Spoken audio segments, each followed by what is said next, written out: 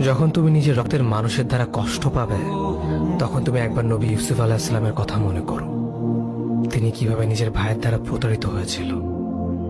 যখন তোমার বাবা মা না বুঝে তোমার বিরুদ্ধাচরণ করে, তখন নবী ইব্রাহিম আলাইহিস সালামের কথা মনে করো। তার বাবা তাকে আগুনে নিক্ষেপ করায় ভূমিকা রেখেছিল।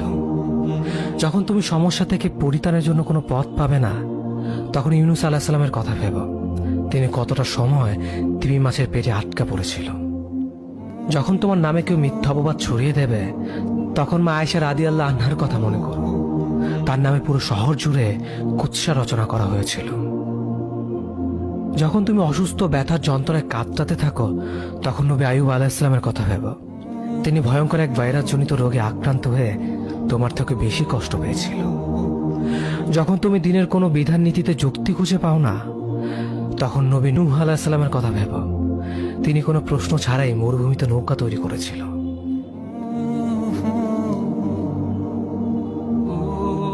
যখন তুমি আত্মীয়স্বজন, পরিবার, বন্ধু বান্ধবের কাছে হাসির পাত্রে পরিণত হও, তখন তুমি শেষ নবী হযরত মুহাম্মদ সাল্লাল্লাহু আলাইহি ওয়াসাল্লামের কথা ভেবো। রাসূল সাল্লাল্লাহু আলাইহি ওয়াসাল্লাম বলেছিলেন, সবচেয়ে বড় পরীক্ষা দিয়ে সব থেকে বড় পুরস্কার আসে। যখন আল্লাহ কাউকে ভালোবাসেন, তখন তাকে পরীক্ষা করেন, এবং যে এই পরীক্ষাগুলো মেনে নেয়, সে আল্লাহর সন্তুষ্টি অর্জন করে।